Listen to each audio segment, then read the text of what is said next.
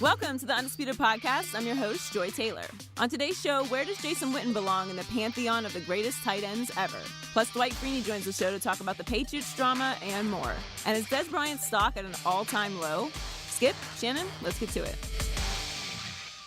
ESPN reports that Jason Witten will officially retire and join the Monday Night Football booth. He'll retire as the Cowboys' all-time leader in catches and receiving yards, and he made 11 Pro Bowls. So, Shannon, you're a Hall of Fame tight end. How would you rate Witten's career? Man, this is tough, Skip. This is really tough for me because I played the position, and that I want to be honest, but I don't want people to think I'm hating. So here goes. He's going to go to the Hall of Fame. He had longevity. He had tremendous stats. But let's be real. In his era, Gonzalez, Gates, Gronk, Graham. He got the beginning. He was in heart smack in the middle of Gonzalez and Gates. I don't believe anybody thought that he was better than those two guys. And then here comes Gronk. So kind of we got some overlap.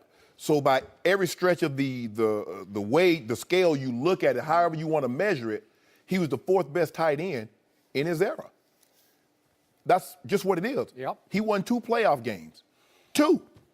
And so when you look at it, I mean, since, let's see, Witten came in the league. Since Witten has been in the league, there are 3 guys, 3 tight ends, played the very position that he plays, that has more first-team All-Pros. Gronk, Gonzalez, and Gates. Yep. Normally, the tight end position, no tight end has gone in on the first ballot. They know. I think myself, maybe Ditka, only like a handful of us had to, wait like 3 years. Most of the time, it's like a 10-year wait. So that's what it is. Now, does he belong? Absolutely. You want to say he's the first ballot Hall of Famer?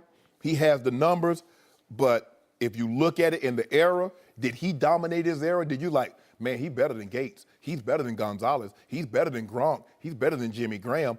I don't know if you can say that, Skip, but the number says he should be in the Hall of Fame. This is tough for me, too, because I'm obviously a fan of the Dallas Cowboys, and I'm a fan of Jason Witten. Yes. Is he not one of the all-time greatest guys that you've ever run across? Yes. I have not a single bad word to say about Jason Witten. And I'll throw on top of everything you just said, he's the best blocking tight end, not only of his era, but you could make a case he's the greatest blocking tight end ever because he was like another tackle for them in the run game. Yeah, he's more Ditka Mackey than he is Kellen, Ozzie, myself. Correct. Well said. So he's going to wind up with the second most tight end receptions of all time and the second most yards of all time. But our man, Tony Gonzalez, he ran away with those. That, yes. And hid. Yes. He's so far behind there that he could have played 3 more years and he never would have caught him. No. He's 5th in touchdowns among tight ends. Right. Pretty good. But then we get to that bottom line that you brought up. Jason played in 8 playoff games, and he won 2 and 6. Now, is he the quarterback? Is he the middle linebacker? No, he can't control all the above. Right. Was his team not good enough to win those games? You can argue. Shannon Sharp played in 18 playoff games and went 13-5 and won 3 Super Bowls. Played in 3 and won 3. Now, was that all? Did you get all the credit for that? Obviously, you don't. But you were there and a big part of all of the above. You also played in 4 championship games. And Jason played in no championship games, okay? So I'm tough on the Hall of Fame. I think it's getting softer and softer on letting people into the Hall of Fame, and I know this puts you in an awkward position because you're in, and so it's just tough to comment on this. But Jason Witten would not be in my Hall of Fame. But my standards are high. Did he change the game? Was he a transcendent player? No, he was a really good. There's that Hall of Very Good that I talk about. He's definitely in the Hall of Very Good. Yes. He played 15 years and he missed 1 game with a broken jaw and got 3 plates inserted in his jaw and came back and played the following week. That's it. 15 years. It's unbelievable. That's durability, man. Skip, I played 14 years, but I missed the equivalent of a season with injuries. Okay. Missed 12 games one year, missed 3 games another year, sat out a couple of games because we had nothing to play for. So I missed about 16, 17 games throughout my career. So although it says 14 years I played, basically I played 13 years. So, Jason Witten, if you threw it in his catch radius, he's going to catch it. Right. Had really solid, secure, safe hands. Very dependable. But run after catch, no. So, could he take over the game? Could he change the game with breakaway runs? Nope, not going to do that. But he did make 11 Pro Bowls, and he made 2 first-team All-Pros, which is pretty good, but it's not the best of the era. Right? Because in his era, it just so happens it's kind of like Drew Brees. Drew Brees is going to get lost because he played the bulk of his career, Tom Brady and Peyton Manning. So basically, if you played in that era, that's what everybody's going to point to because those guys went to what? Like 12 Super Bowls between the two of them. But Drew Brees won a Super Bowl. He did win a Super Bowl. So you're good. You're a made man, right?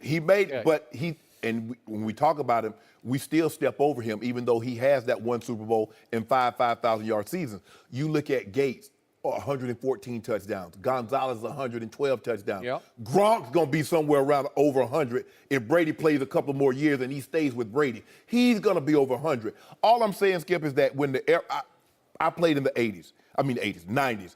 It was me and Ben Coates. So that was it.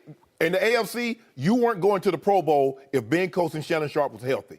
Well, when you look at it, you look at his era in which he played, who other than a Cowboy fan, but if you're objective, would say that Jason Witten had a better career than Tony Gonzalez, Antonio Gates, or even Rob Gronkowski and where he is right now.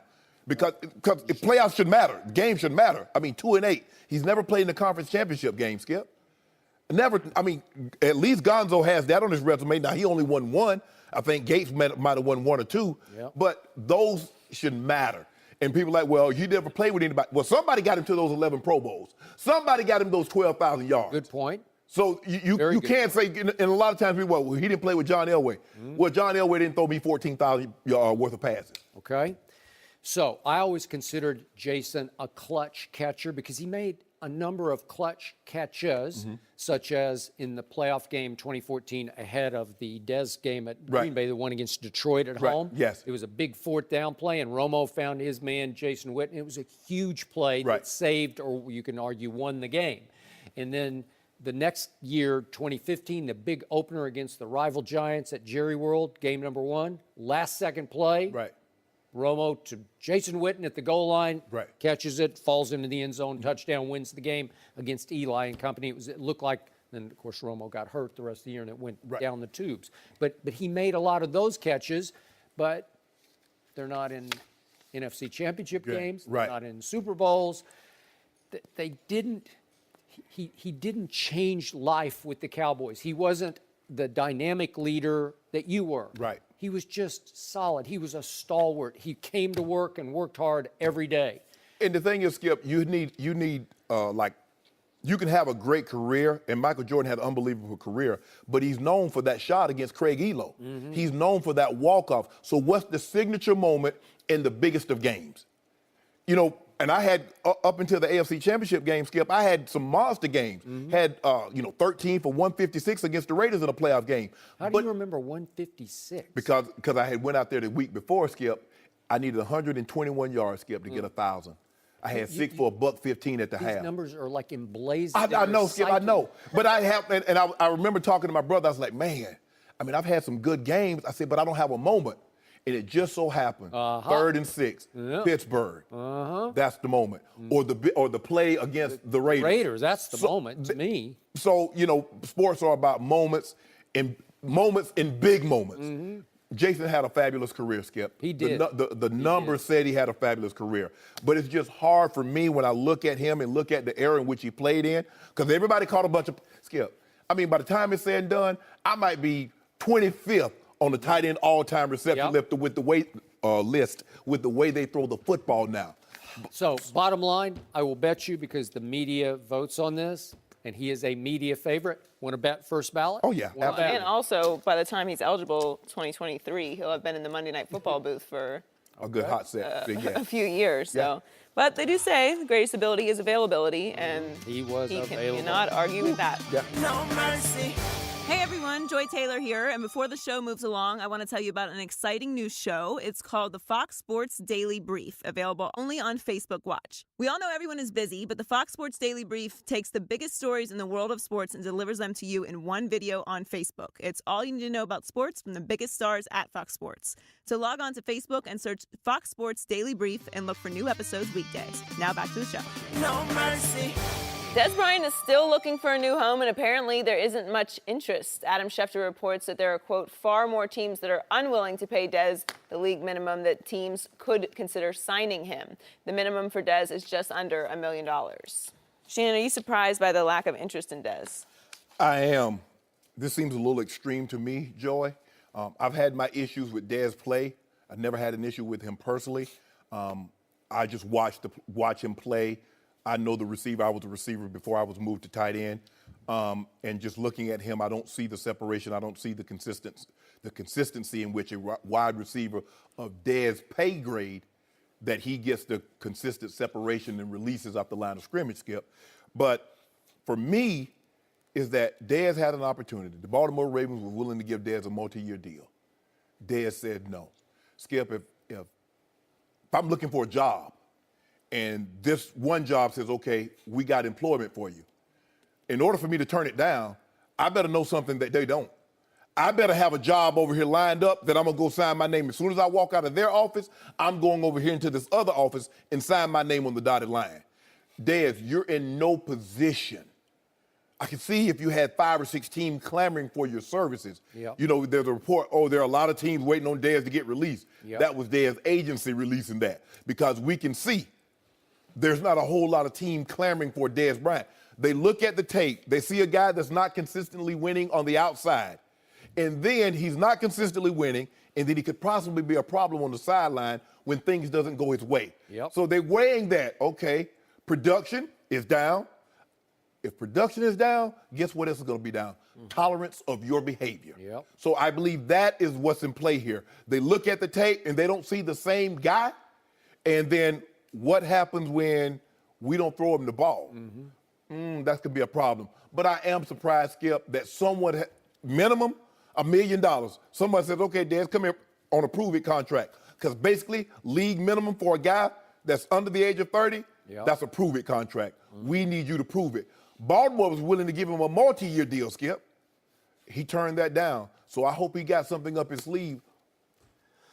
So do I. For his sake, nothing personal against him. I don't think either one of us have any personal issues with him, but the tape doesn't lie. Heck, the TV doesn't lie. Just watch it. What did you see? What you didn't see, right? Yes. I saw a guy who led the National Football League in drop passes. I saw a guy who the whole offense was basically built around this year, Dez dependent, and more than a fourth of Dak Prescott's passes were aimed at 88, and he caught about half of them. Not enough, as you well know. And the rise and fall of the Dallas Cowboys all sort of swirled around the collapse of 88 this year, over the last couple of years, actually. He's broken down, he's beat up, he's lost confidence. But the problem all these teams are seeing is the less you pay him, the more trouble he may cause you. Yeah, exactly. Because he still thinks he's Dez Bryant.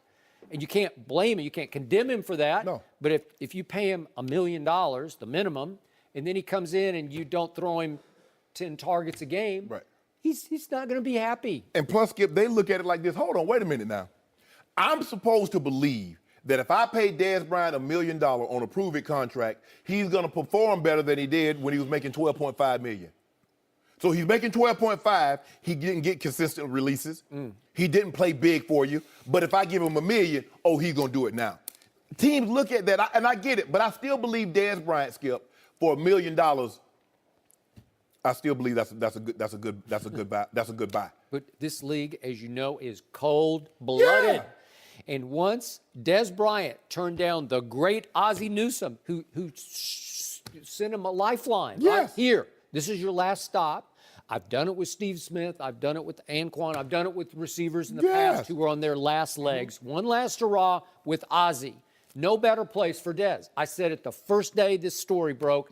He should go with Ozzie because Right. nobody will handle him better, will treat him better, will put him in a better position to have a last hurrah than Ozzie Newsome. Right. And he said no. He was throwing out teams that had no interest. Oh, man, playing with the Giants, that would be crazy. Because in his original thought process, where can I go to get back at the Cowboys? Forget the Cowboys. The Cowboys already told me what they thought of me. They released me. So the last thing on my mind is what's about the Cowboys. Let me try to find some place. Okay, team. Yep. Who wants me? Where can I go? Say it's 3 teams, Skip. Who has the best quarterback? Who has the best situation that can help that can win? And then I can show. Because you worried about getting what difference does it make if you have 1,000 yards, you win 4 games? You want to win, and you want to be a part of that winning. But for me, I would have never turned that deal down. Okay. Because it's too hard. But you were Shannon Sharp. You're in the Hall of Fame. You have 3 rings. And you had a chance to go to Ozzie. Yes. And you were viewed around the league as a leader and a hard worker. Yeah. Dez, no, right? Not a leader, not a hard worker. Right. There's no overachieving in Dez, right? He's not hungry. He's not going to come out with the quarterback and catch 10,000 balls from Joe Flacco or whatever, from Lamar Jackson. even, because he's been spoiled rotten by Jerry Jones. Right. He got by on his God-given talent, and he had immense talent. Right. Which brings me to the sad part of this is I'm not sure I've ever seen a more dramatic fall in a pretty short time. No. 2014, Dez Bryant is on the cover of Rolling Stone. It's crossover. It's not Sports Illustrated. He's on the cover. This is big. This is national, where you have cut through. And you cut through because of this, because you had a signature celebration. Right. Everybody was doing it. Cowboy Nation, everywhere I went, streets of New York, they're all doing this to me. And I loved it because 2014 was a great Dez Bryant year, and you have made the case he might have been the best receiver. Yeah. He was right there with Julio or AJ or whoever you wanted to throw in the mix at that point. Right. And Jerry Jones said that next camp, you earned it. And they went back and forth, and they did a little arm wrestling, and finally, right on time, right up to the camp deadline, he gave him his big deal. And he regretted it because Dez didn't work very hard from that point forward, and then his body started to betray him. And that's the thing, Skip. And you have to, for us to have to go back, and there's that magic season, 2014, 16 touchdowns, first team All-Pro. They won the division. He dropped the ball in Green Bay, and so the rest is history. Wait, he dropped the ball Yeah, in he dropped Green it. Bay? Yeah. What are you talking about? That wasn't a catch. He dropped the ball. It was a touchdown pass that should have won the game. And Aaron Rodgers should have another postseason loss. Did the referees make anybody smell the deodorant? Did they do this or did they do this? I just need to know. They did this. And then what happened when they go replay? Because all touchdowns get replayed. And then what did they do? Well, the league office once again got even with Jerry Jones because they're always getting even with Jerry Jones. Bayless. No, he's the Maverick. He's the rebel. We got to put him back in his place. So they put him back in his place with the most bogus call. And then they tried to sell it as he didn't make a football move. He ran 2 steps with the ball. He did not maintain possession throughout the entirety of the act of catching the football. He slammed the ball with his left hand, and he's left-handed on the goal line like a running back. That would have been great if it was dominoes. You could slam it. Tension! Yeah, But that's what he did. When you got that football, you got to hold on to it. Over. No. It was game over. But, let's be real, though. $1 million is not a lot of money by NFL standards. Dez Bryant is still 29 years of age. Are you telling me that of 32 teams, let's just say they got 6 receivers per team, are you telling me there's 192 better receivers than Dez Bryant? I'm not saying he's top 10. He might not be top 15, top 20. But there's not 192 receivers that's better than Dez Bryant in the NFL currently, Skip. Okay, but think of the package you're acquiring. The Dez package is you're only paying him something that is insultingly low to him. He ain't got to take it. Okay, well, he's going to have to play for $1 million somewhere, right? Yeah. Okay, so you take it, and then you're unhappy from jump because you're like, I'm Dez Bryant, and I'm only making $1 million.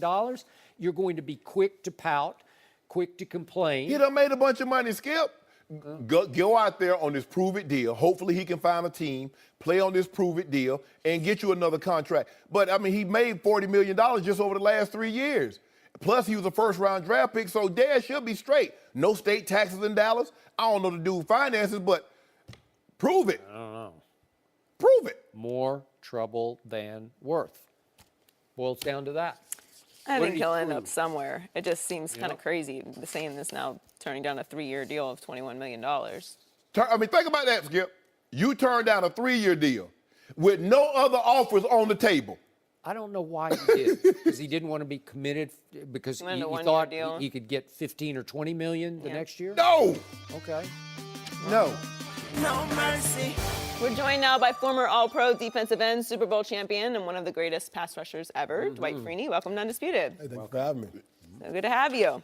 So let's get to a team that you battled for many years, the Patriots. There's been a lot of drama surrounding them for months. This week, Tom Brady was asked if he feels appreciated and said, quote, "I plead the fifth." Then a report came out that the Patriots almost traded up in the draft for Baker Mayfield. So, Dwight, what is your take on all the drama in New England? Well, I mean, I think over there, I think they're used to winning. They're winning Super Bowls. So it's not uncommon for there to be some type of, I don't know, anxiety or stress there because of that. And also, Tom is, 41. So he's getting older. So they also know that at some point, things will change.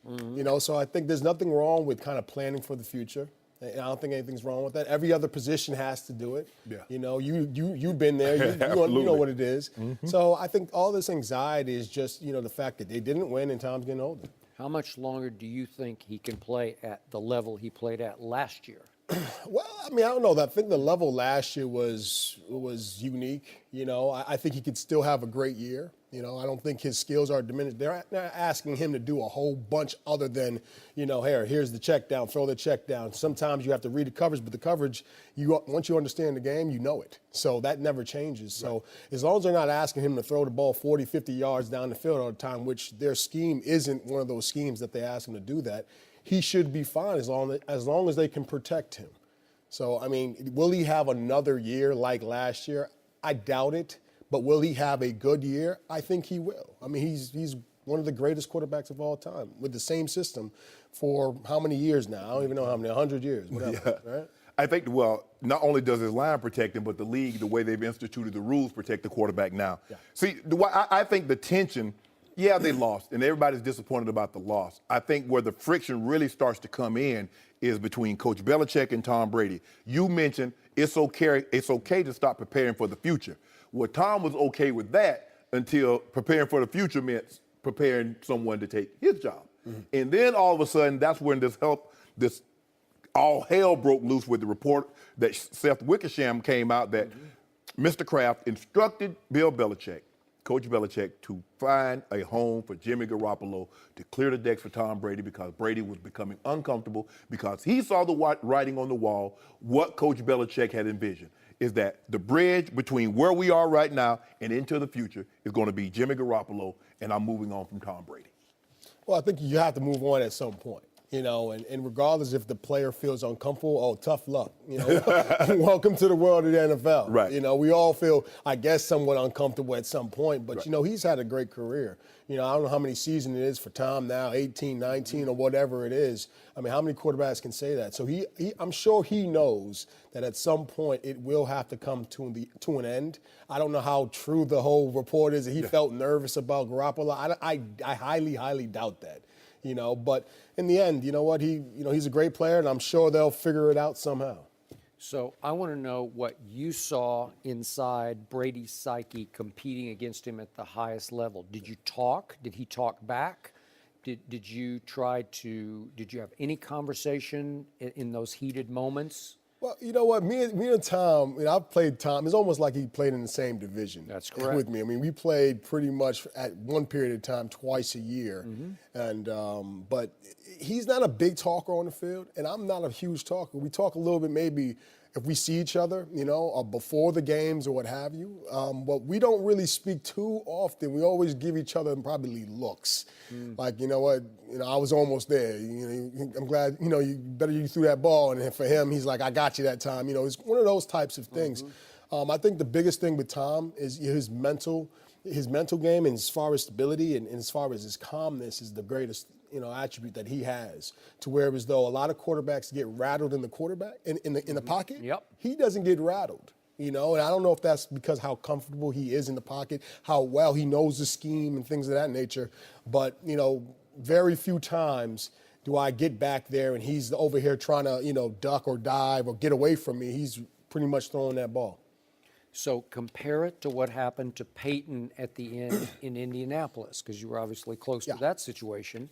Was that premature? See, there's an owner who said, I've seen enough. He's on the downside. Mm-hmm. He's got injury issues that our doctors are saying he's not going to recover from. Yeah. Peyton's doctors are saying he's going to be okay. And your owner in Indianapolis finally said, you know what? I got a chance to draft this kid from Stanford, and I am going forward. It's sort of a Jimmy G situation where Belichick handpicked Jimmy Garoppolo and said, this next coming football season, I want to go forward with him. It's time to send Tom out the back door. And so you patted Peyton on the head and you pushed him out the back door. Was that premature? I think it was. I can understand it from both sides, though. And obviously, hindsight's 2020. We all know what happened after. But in the moment, we didn't know if Peyton was coming back that year. That whole year, I think it was a lockout year or something like that. And we were preparing for him to come back, and he didn't show up. And we kept thinking he was going to come. Never did. So I think that scared the Colts in saying, okay, is this guy ever going to come back? And at the time, guys really didn't know. I mean, we all had faith in him. We know what type of competitor he is. But, with a neck and that type of injury, that's a tough deal. Right. They're talking about one hit, and all of a sudden your career could be over. How do you not plan for the future in that scenario when you're sitting there with the number one pick of the draft and you have an opportunity to get another person? So I could see it from both sides. Obviously, it wasn't the right move because it would have been great for Peyton to be there, and you could still draft Luck, okay? You had to manage that whole relationship, but it could have been kind of like a Brett Favre and Rodgers type of deal, to where it was 4 or 5 years into it, you're learning from the greatest, you're learning from the best, and then you come in at some point and take over. I think that would have been the best scenario, but I think Luck was such a great quarterback at the time, coming out, he could do everything. Mm-hmm. It's hard to keep him off the field. So, like I said, I could see it from both sides. But you had a really good football team, still good enough to go win another Super Bowl. And what happened? He should have won two straight MVPs, right? Because Adrian Peterson won the first one. What was the major? You played with Luck, right? Yeah. What's the biggest difference that you see between Andrew Luck and Peyton Manning? Well, I mean, I think the obvious thing is the mobility. Mm-hmm. I think, Andrew, when things get bad or rough or tough or uncomfortable, he can use his feet. He can run, scramble. He can run guys over and throw off his, Peyton's a pocket passer. That's it. Peyton ain't running from nobody. Okay? Yeah. So he's in that pocket. He's going to dice you up. If that pass isn't there, he's probably going to get a sack. Right. But he will probably come back and get you for another 20 yards after that. But that's the difference between those guys. I want to ask you something about 2 years ago. You was on that team, had a 25-point lead. Oof. Yeah, don't bring that. What happened? Freeney, what happened? Oh, my God. Why would you bring that back up? Super Bowl. The Falcons versus the Patriots. Yeah. Well, I think it had a lot to do with an experience. I think the experience of the Patriots being in those situations, and I think the lack of experience from us. I think, from a play call standpoint, play making standpoint, I think we could have done obviously a lot better job. When you have that type of lead, now the clock is your friend. Right. And I think that we should have probably, obviously looking back on it, using the clock to our favor. We could have ran the ball. I think we had Freeman back there. He had over 100-some-odd yards rushing, and there was nothing wrong with running the ball. But I think for us, we were such an aggressive team. And the fact that all year, we went out and drove down the field passing the ball, when we had all the accolades of that, I felt like we were a little bit too confident in that, and rather than being smart and saying, you know what, we don't need to score another 20 or 14 or whatever points. So all we need to do is run the ball, manage the clock, and let them try to play catch-up and give them the less amount of attempts or opportunities to get back at it. And I think at some point, the defense had about 90 plays I was dead tired. Now, at that stage, I was only used to playing about 20, 25, Right. 30, and I'm looking at my clicker. I'm like 70. I'm like, man, what is this, 2005? Right. Is it possible you were just up against the greatest quarterback ever and he was not going to be denied? Well, I think that he is one of the greatest quarterbacks ever. Why I think not? he's, well, I mean, what do you, in the end, was it championships that define a quarterback as one of the greatest? I mean, but there's a lot of other players on that field and what contributes to being a champion. I think football is the one sport where you can honestly say this isn't basketball. With basketball, it's, you got one guy who play offense, one guy play defense, and the same guy play offense and defense and run on the court. It's completely different in So football. are you giving Belichick more credit than Brady? I'm definitely not doing that, but Belichick is a mastermind. Mastermind. Yeah, he was he is such a a mastermind that wait a second, he left Malcolm Butler on the sideline for a whole Super Bowl last Super Bowl? Well, but look at this. Regardless of what happens with the Patriots, when Brady got hurt a couple years ago, and 2000. Matt Castle came in, did anything change? Did they stop winning games? Did all of a sudden they fall apart? They didn't. All right. When Brady got hurt recently, and he got suspension in the suspension. first Oh 4 yeah, games. sorry, suspension. And all of a sudden, it was supposed to be all over, right? They weren't supposed to win a game. They still won. So I'm telling you that, Brady is an amazing, amazing, amazing quarterback, okay? Belichick is an amazing, amazing, amazing, amazing coach, okay? And those two together has formed this beast of the New England Patriots. So I'm not taking any credit away from Belichick. But that's the crux of the argument right there. Because you use 4 amazings for Tom Brady, 4 amazings for Coach Belichick. But at the end of the day, we can't leave it like that. We got to pick a side. One of them wants an extra yeah, amazing exactly. on their side. I want to be, Tom's like, hold on, I got the ball. Coach Belichick's like, I'm doing all the shopping. I'm putting all this together. I'm the reason that it goes out there. Somebody wants 51%. Now, that's the crux of this. Right. No, we can't know. I'm going right down the middle. I'm going to remind you, just the other day, right here in Santa Monica, California, Tom Brady held the mic and said he's not appreciated enough by a franchise for which he won last year's MVP and threw for 505 yards, a playoff record in the Super Bowl. He's going on 41 years of age and he's not appreciated enough. I think that was probably more a joke than anything. I don't really believe that Tom really believes that he's not appreciated enough in New England. I mean, if you're in one organization in this league to where as though it's not for long and you get kicked to the side whenever something bad happens or whatever, he's been in that team for how many years now? There is no way that you're not appreciated and you've been in one organization for that long. So, I mean, he had to have been joking. No. There's no way. There's no way he's I think no the way. organization appreciates him. I don't think he thinks his head coach appreciates him. And it might be something with Robert Kraft, too. Might be. Because he's kind of trying to keep everything together. So, what did he call him? The guy that owns the team? Yeah. The guy. No mercy. According to Jason Lockenfora of CBS Sports, Lamar Jackson will be on the field for the Ravens Week 1. Jackson will reportedly have packages created for him and could be on the field for just a few plays or a dozen plays. Baltimore traded up to the final pick of the first round for Jackson, but John Harbaugh said Joe Flacco is still the starter. Lockenfora also says the drafting of Jackson means that Flacco will not be back with the Ravens in 2019. Dwight Freeney is still with us, but for Shannon, is it a good idea to play Lamar Jackson immediately? Why not? I believe he has a unique skill set, and the coaches that are there have worked with players with unique skill sets. Colin Kaepernick, Greg Roman was the offensive coordinator. They work with Donovan McNabb. Michael Vick, yes. So this guy has a unique skill set. You need someone with imagination that's going to give him an opportunity. Plus, have anybody looked at the Ravens offense over the last 3 or 4 years? Last year, they were 27th in total offense, 29th in passing offense. What could he hurt? There's only 3 teams worse than they were in the passing game. So why not put him on the field, put him in a situation where he has success? And I believe that's what they'll do, Skip. They'll look what he had success at the University of Louisville. Okay, this is what he can do really well. And let's see what he can do, because they didn't draft him to sit on the bench for the next 5-6 years. I believe, as Jason Lockenfora said, and I know Jason quite well, I believe they're going to move on from Joe Flacco, Skip. if they release him after this year, they'll say $18.5 million. They will. You tell me the way that Joe Flacco has performed since he's got this big contract would warrant that kind of pay? I don't think so. So I'm glad, because a lot of times you waste time. Well, we're going to hold him. Hold him back for what? If the guy can play, can help you win, put his butt on the field. Your thoughts?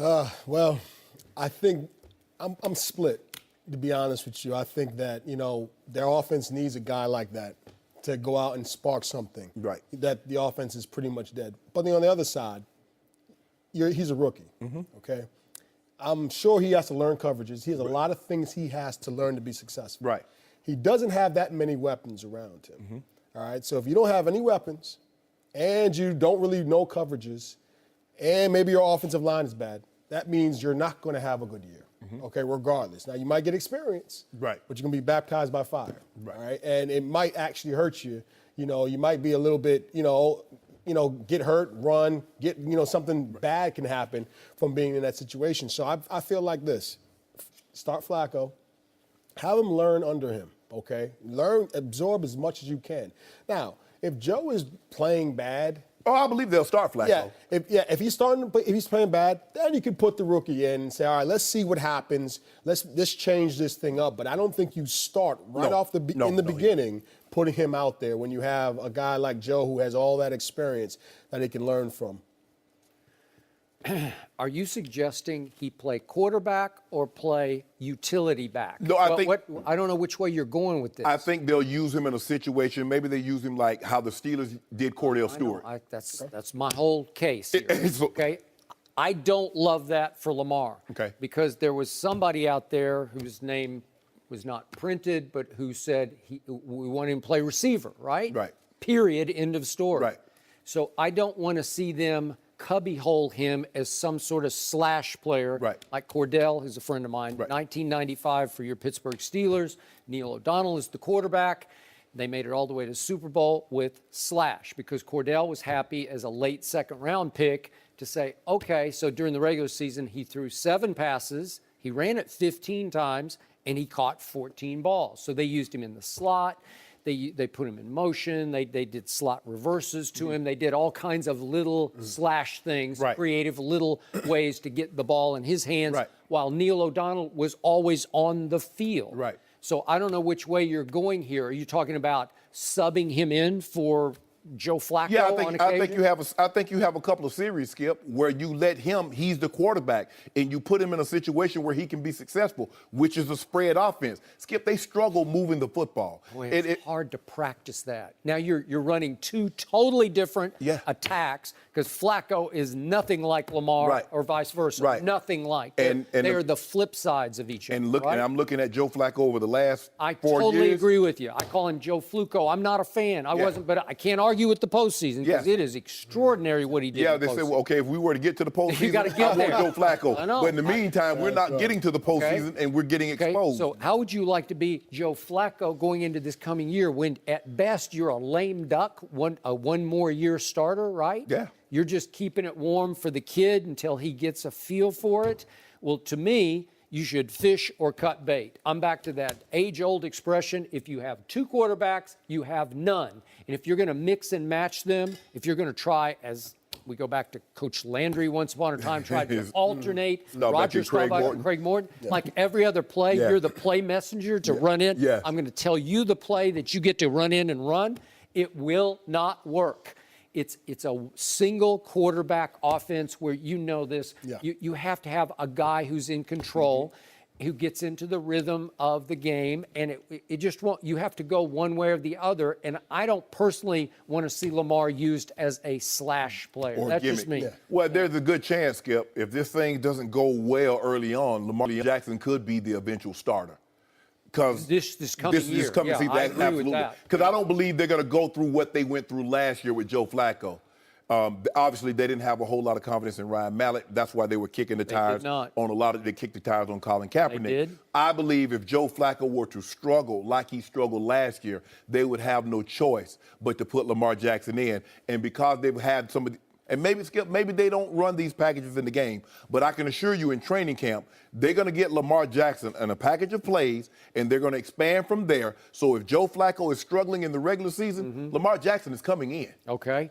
So I hark back to that year under Harbaugh in San Francisco when Colin Kaepernick was handed the reins mid-season from Alex Smith, and they took off and should have won the Super Bowl to me, but they got to the Super Bowl.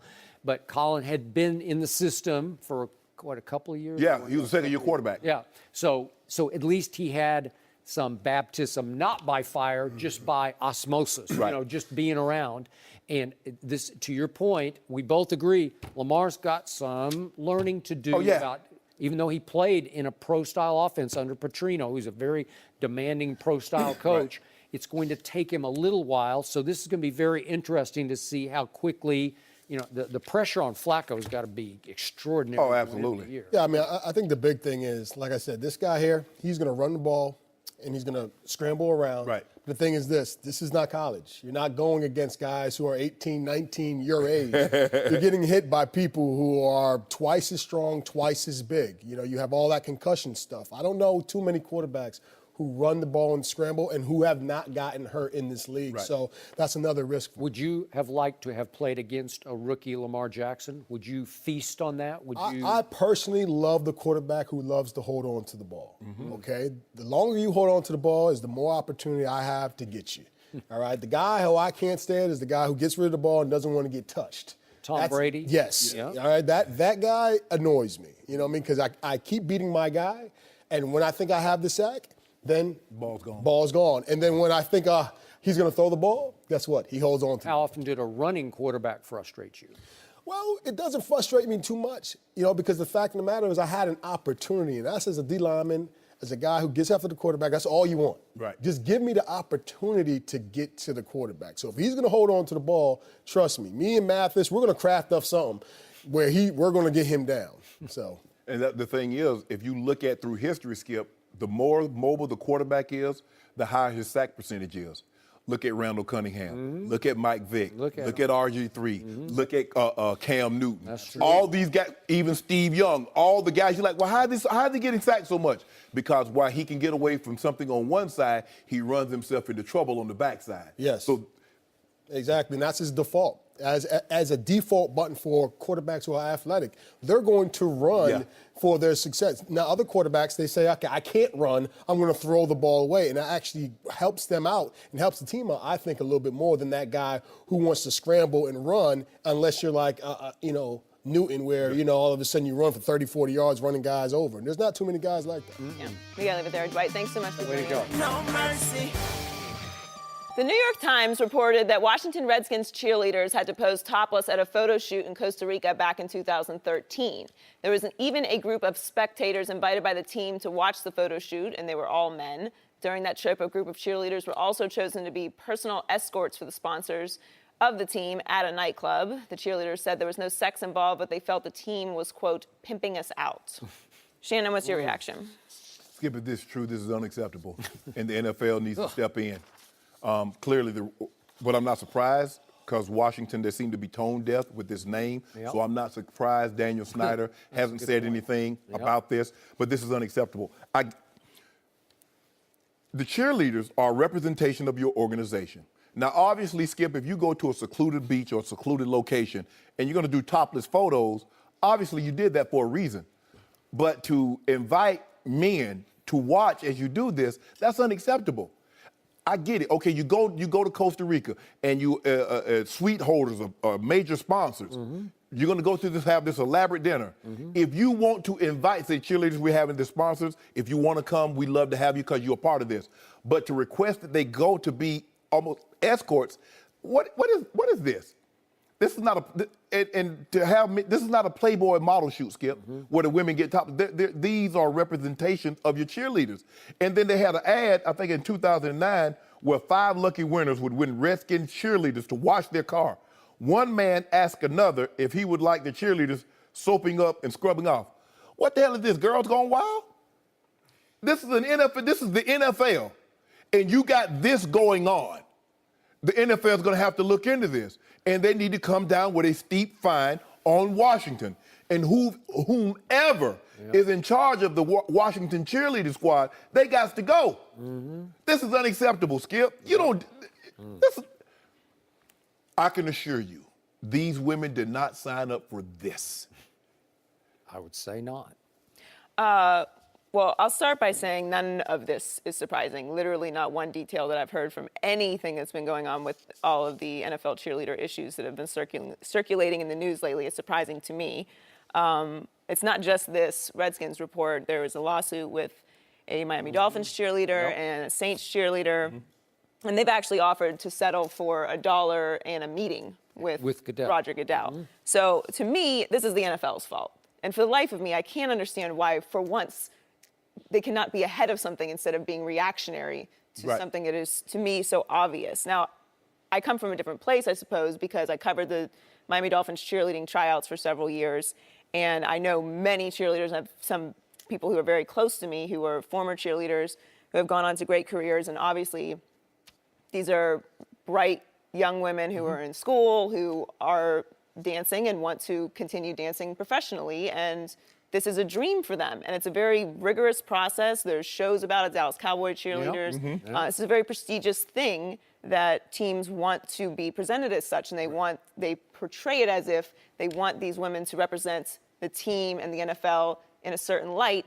And then in the same token, you put them in these situations that are absolutely ridiculous. Now, each different team has different policies, which is the main problem. There needs to be one union and one central figure that uniformity that controls what goes on with the cheerleaders. Because, like you said, they are representation of the team. They go overseas and entertain the military. They are involved in the community. When players can't go to certain events, which we know the NFL teams are a huge part of the community that they're in. Players can't go to everything.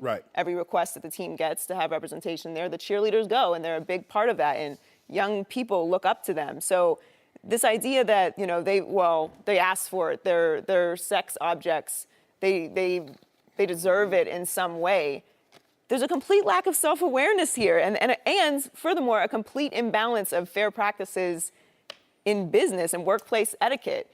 Players are held to a completely different standard than the cheerleaders are held to. Cheerleaders are not allowed to fraternize with players in any way. So in some cases, speak to them, have any communication with them, make eye contact with them, or they'll be fired. But players are not held to the same standard. That's definition workplace imbalance. Can't post anything on social media. Can't like social media. They ask for these women's entire identity and lives, and then they're not compensated as such. So to me, it's a simple solve. Just make it all uniform. Put someone in charge who can make the situation fair, compensate them fairly. This is a job, and you're representing $1 billion entity. Not just a team. You're representing the NFL. So the idea that this situation, especially with the Redskins, which is obviously the details of the story, are to someone who doesn't understand it, completely insane, and it is. It's impractical and ridiculous, but it's not surprising. It's just disappointing. Okay, for me, it was shocking, but I haven't followed it nearly as closely as you have lately. But for me, that this happened in 2013, I go way back to the evolution and the genesis of these cheerleaders, which was the Dallas Cowboy cheerleaders of the 1960s, when that ownership group said, hey, let's take those high school cheerleaders and those outfits and let's make them Vegas showgirls. Let's use cleavage and bare midriff and short skirts, right? Let's do Vegas. And it was reported that early ownership group drilled a hole, which became a peephole, into the dressing room of said cheerleaders so that they could watch them dress and undress. That's what was happening then in the 1960s. So if this had happened in the 60s or the 70s or even the 80s, I would not be surprised. But this just happened 5 years ago. And again, there's no Me Too movement then. Maybe we've had a complete sea change in our world for the better. But to me, that Daniel Snyder presides over an organization that would do this is outrageously wrong. And, he could probably declare that he had no knowledge of this. He doesn't get to say that. What is it? Plausible deniability. But here's the problem that he runs into, Skip. Yeah. In 1999, when he brought the team, he brought the cheerleading squad in-house. Okay. Before then, it was operated independently. So he can't say he doesn't have any knowledge because it's under his roof. Okay. He has to bear the ultimate Absolutely. responsibility. And this team has to bear responsibility. This is so out of bounds for a commissioner who cares most about the image of the National Football League. And if there's even the appearance of impropriety with Ezekiel Elliott, you're gone for 6 games. Boom. They need to lose a draft pick for this. This is outrageously wrong. I can't believe this happened in the 2000s. You know, this on his watch. Shouldn't you lose a draft pick for this? You, we got a sponsors, and you guys need to go with these men to. For real? Well, they're exploiting these girls. They're putting them in a situation. It's so easy for someone to say, well, why didn't they just say no? This is your job. Your boss is telling you this is something you're required to do in order to keep your job. In 2013? No, some of the women probably didn't have a problem posing topless, but they didn't anticipate having an audience. Well, they were also not presented with any of this as if it was an option. Right. Their passports were taken. It was not a suggestion. It was a The Redskins got to pay for this. And I'm not talking as a Cowboy fan. I'm just saying for the sake of the image of the National Football League, somebody's got to pay a price. To see all this stuff, this is ridiculous. No, the details of it are ridiculous, and just the process that these women go through, the details are ridiculous. There's no other way to say it. But the bottom line is it's the NFL's fault. There has to be some sort of institutional control over the situation. I can't put blame on any of these girls. If your boss comes to you and asks you to do something and you're in a compromised position, what are you going to do? Yeah. It's very easy to say, oh, I would never do that. Well, would you? You don't know. Of course, when you on foreign soil and someone takes your passport and says, okay, do this. Oh, and they weren't paid for it. They weren't paid for their week there. Oh, man. No mercy. Thanks for listening to the Undisputed Podcast. I'm Joy Taylor. Keep an eye out for the weekend edition of the podcast tomorrow morning, featuring the best discussions and segments from this week. We'll be back with more Undisputed on Monday morning at the same time, 9:30 Eastern. Have a great weekend, everyone. Fox Sports 1 of 1.